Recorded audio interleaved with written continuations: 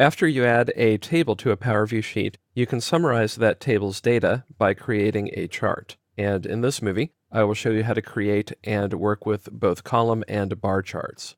I will use as my sample file the column and bar workbook, which you can find in the Chapter 12 folder of your exercise files archive. I've displayed the Power View 2 sheet, which contains a Power View sheet and a table. To create a chart based on this table, I'll click anywhere in the body of the table, and then click the Design tab, and in the Switch Visualization area, I can select the type of chart that I want to create, and in this case, I will click a column chart. I have three options: clustered column, stacked column, and 100% stacked column.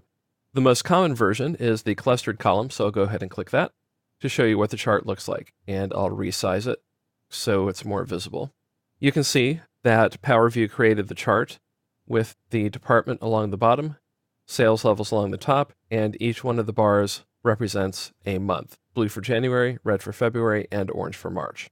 The order of the fields in the Power View Fields pane also changed. So, for example, you can see that the values area stayed the same, but we now have an axis, which is department, and legend, which is month.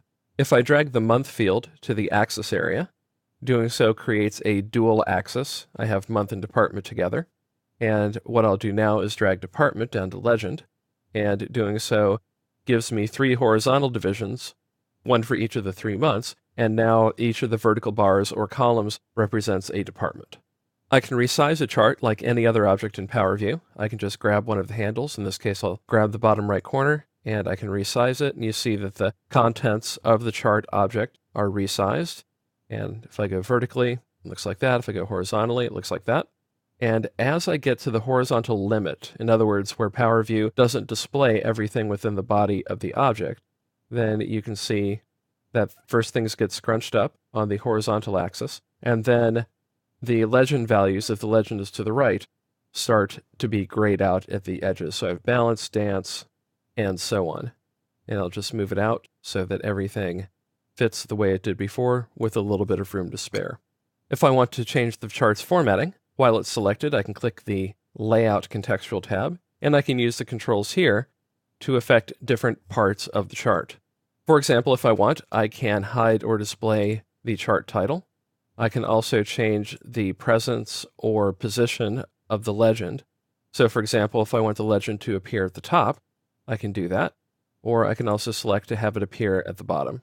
And you can play with those different variations to see which one you like best. You can also add data labels.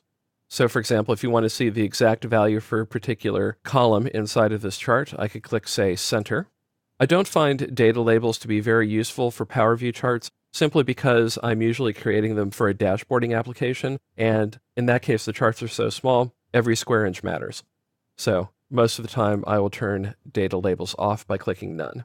If you want to display this data using a bar chart, which is a horizontal version of a column chart, while the chart is selected, click Design, and then in the Switch Visualization area, click Bar Chart, and then click the type that you want. In this case, I'll make it clustered bar. When I do, you can see that instead of having a column chart, I now have a clustered bar chart, which runs horizontally. I personally prefer the column chart, so I'll switch back. But as with everything, it's a matter of taste.